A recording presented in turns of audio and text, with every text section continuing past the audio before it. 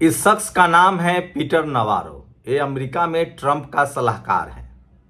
उस ट्रंप का, अमेरिका के राष्ट्रपति ट्रंप का, जिसको यहाँ के भक्त हवन कुंड कर रहे थे, जिसको असली सनातनी बता रहे थे, कह रहे थे कि ट्रंप सनातन को बढ़ाता है और असली सनातनी है। मुझे भी आज पक्का पता चल गया कि सचमुच में ट्रंप जो है वो सनातनी है और ये जो पीटर नवारो है उसको भारत के बारे में पता है। इसने कहा है कि भारत के ब्राह्मणों ने देश को लूट लिया है, भारत के आम लोगों को लूट रहा है देश का ब्राह्मण, और हम ऐसा होने नहीं देंगे। मैं इसकी बातों से सहमत नहीं हूं। मैं क्यों नहीं सहमत हूं वो मैं बताऊंगा। ये आदमी ब्राह्मणवाद और जातिवाद और ब्राह्मण को समझ नहीं पाया है।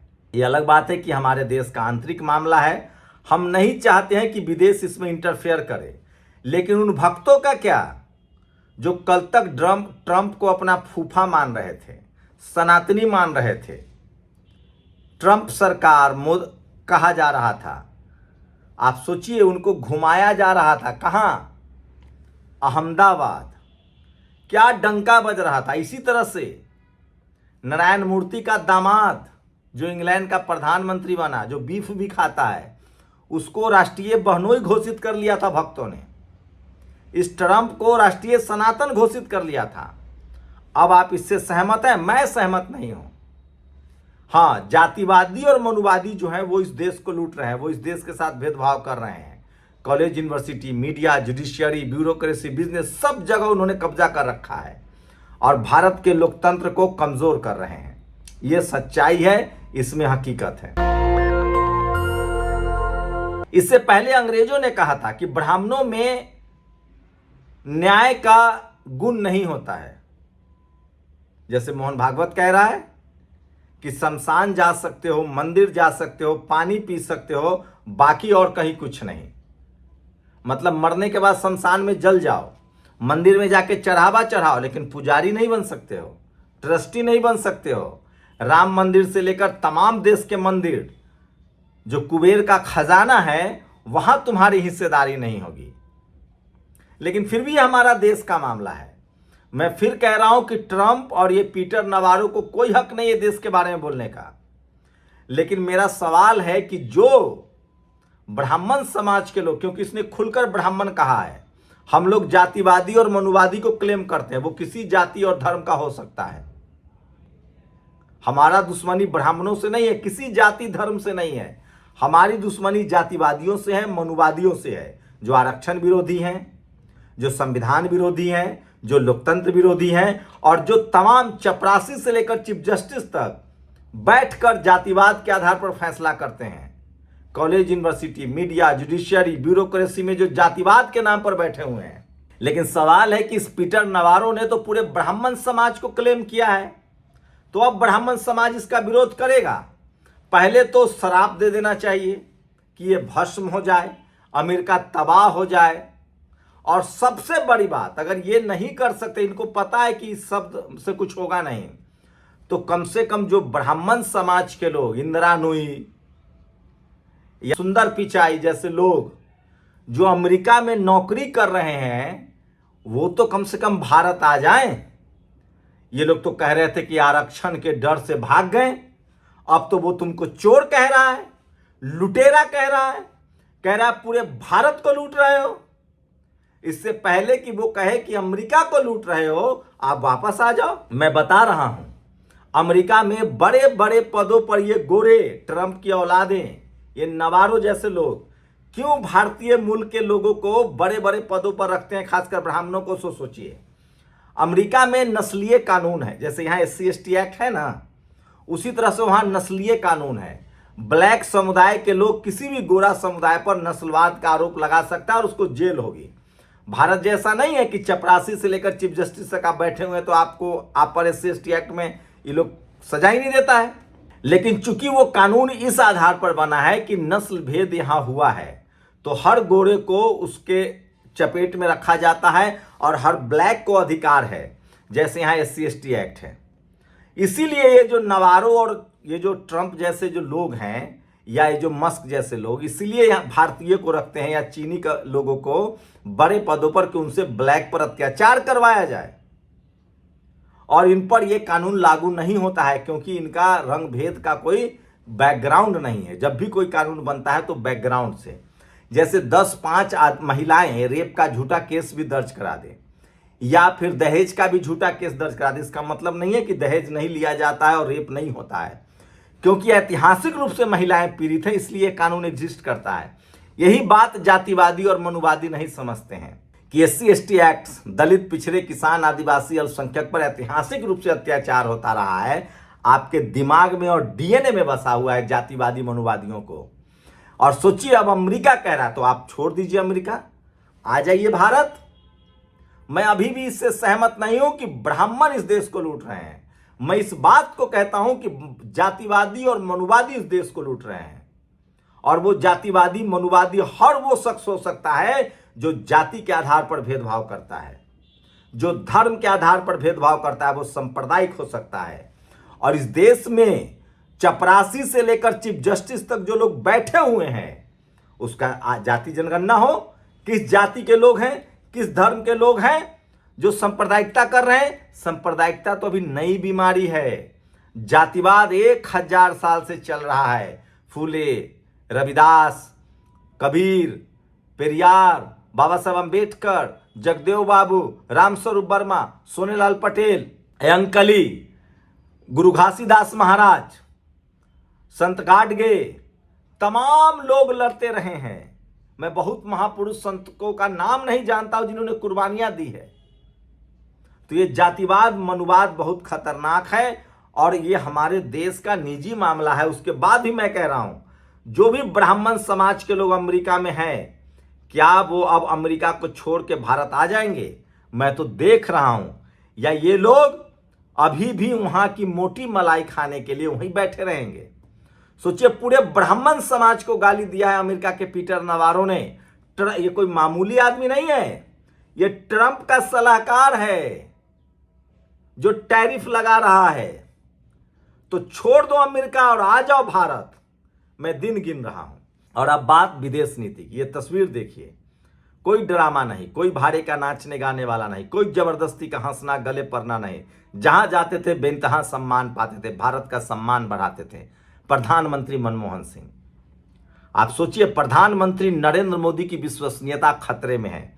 उनकी विदेश नीति पर लगातार सवाल उठ रहे हैं और लोग कह रहे हैं कि ये भी मीडिया मार्केटिंग है।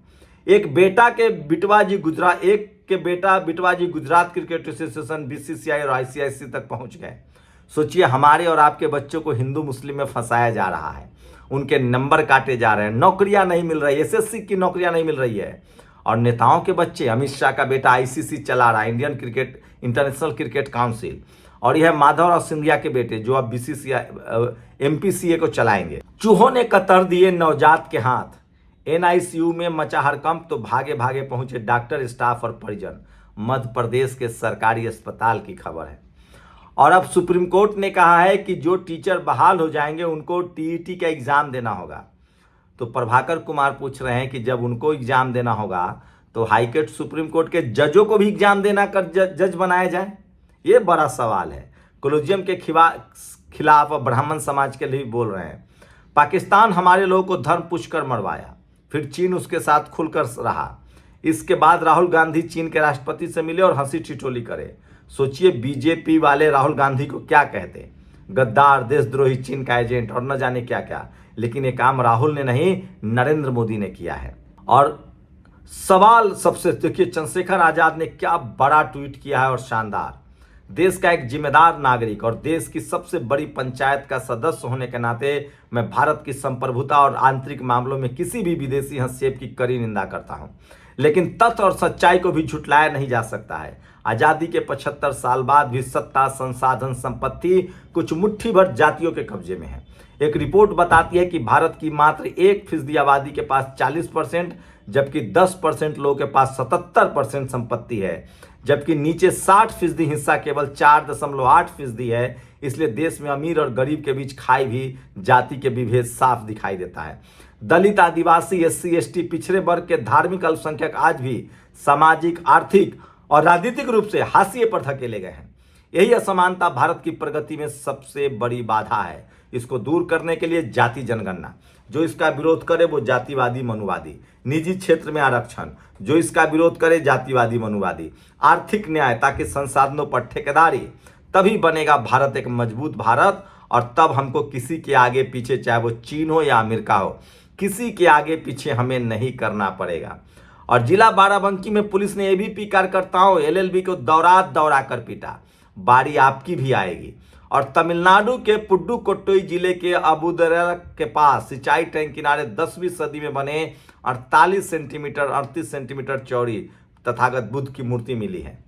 हरदोई पुलिस, सोचिए, एक पटेल समाज के लोग की हत्या होती है और बीच में लुटेरा कौन है? ये जो पिटौरो कह रहा है, विजय माल्या, मेहुल चौकसी, नीरव मोदी, जतिन मेहता, नितिन चंद संदेशरा, ललित मोदी, संजय भंडारी, विनीत जैन, गौरव दवे, अभय नरसिंहा, ये सब के सब जातिवादी मनुवादी देश छोड़कर रुपया लूटकर भाग गए। तो ये सबसे बड़ी खबर बता रहा हूं जो सोशल मीडिया पर वायरल है। और सोचिए, बीजेपी के महिला कार्यकर्ता कांग्रेस के लखीमपुर दफ्तर पर मारपीट कर रही हैं। और पंजाब में बाढ़ है, चारों तरफ चुप्पी है। हम लोग लगातार उसकी बात कर रहे हैं, क्योंकि ये देश के, जब देश पर संकट हो तो हमें साथ खड़ा होना चाहिए। और विदेश में ब्लैक मनी रखने वाले को मिलेगी राहत, नहीं चलेगा केस। आप सोचिए। और हिरासत में मौत का रिकॉर्ड बनाने वाला उत्तर प्रदेश का शासन प्रशासन असंवेदनशील है। और ये है भारत में जातिवाद और मनुवाद। एक की थाली में 56 व्यंजन और एक सूखा गीला चावल खाने के लिए मजबूर है। और जब तक ये ठीक नहीं होगा तब तक इस देश को आप विश्व शक्ति नहीं बना सकते हैं। और इसी सुनक डोनाल्ड ट्रंप के बाद अगला सनातनी जिनपिंग को घोषित किया जाए। सोचिए, चीन हमारा कभी भी सगा नहीं हो सकता है। और राजस्थान लोक सेवा आयोग की सदस्य मंजू शर्मा ने इस्तीफा दे दिया है। मंजू शर्मा प्रसिद्ध कवि कुमार विश्वास की पत्नी है। सोचिए, यही कोई दलित पिछड़ा होता तो जेल चला जाता। इन पर आरोप लगे, कोर्ट ने टिप्पणी की, उसके बाद भी इनको सिर्फ और सिर्फ इस्तीफा देना पड़ा। यही है जातिवाद और मनुवाद। और भारतीय सेना वर्सेज उत्तर प्रदेश पुलिस, 2 फौजी भाइयों की गिरफ्तारी के बाद सेना अधिकारी जैसे ही कोतवाली अतरौली पहुंचे, ग्रामीणों ने इंडियन आर्मी जिंदाबाद पुलिस प्रशासन के नारे लगाए हैं। तो ये तमाम बड़ी खबरें हैं जो सोशल मीडिया पर वायरल है। और एक खतरनाक खबर, योगी जी को बहुत महंगा पड़ेगा। बीजेपी सरकार इस गौतम बुद्ध पार्क का नाम बदलकर शिवालय पार्क करने के लिए 15 करोड़ का बजट पास कर चुकी है। ये पार्क ही नहीं बल्कि करोड़ों लोगों की आस्था से जुड़ा है। अतः निवेदन है कि योजना पर रोक लगाकर सभी लोग ट्वीट करें। मायावती जी ने यह पार्क बनवाया था और अब ये कह रहे हैं कि यह शिवालय पार्क होगा। सोचिए, कह रहे थे कि मदरसा बंद करेंगे, स्कूल बंद कर रहे हैं। कह रहे थे कि मस्जिद की खुदाई करेंगे, बुद्ध पार्कों को नाम बदल रहे हैं। कह रहे थे कि मुसलमानों का पेपर चेक करेंगे, 65 लाख हिंदुओं का बिहार में नाम काट रहे हैं वोटर लिस्ट से। कह रहे थे कि 2 करोड़ नौकरी देंगे, दलित पिछड़े किसान आदिवासी अल्पसंख्यकों का नौकरी छीन लिए। यही है जातिवाद और मनुवाद। और ये जो सरकार चल रही है आरएसएस की, आरएसएस विशुद्ध रूप से एक जातिवादी और मनुवादी संगठन है। सारे ब्राह्मण को जो ये कहा है अमेरिका ने, मैं उससे सहमत नहीं हूं, लेकिन जो जातिवादी है मनुवादी है वो इस देश को लूट रहा है। आप लोग बताइए, जातिवादी और मनुवादी कौन है और कौन इस देश को लूट रहा है? शुक्रिया। दस्तक की आपसे गुजारिश है कि अगर इसको बचाना चाहते हैं तो नेशनल दस्तक को सब्सक्राइब करने के लिए रेड कलर के सब्सक्राइब बटन को दबाएं, फिर बेल आइकन की घंटी दबाएं। नेशनल दस्तक को बचाने के लिए बहुत जरूरी है कि हर खबर को शेयर करें, लाइक करें, कमेंट जरूर करें।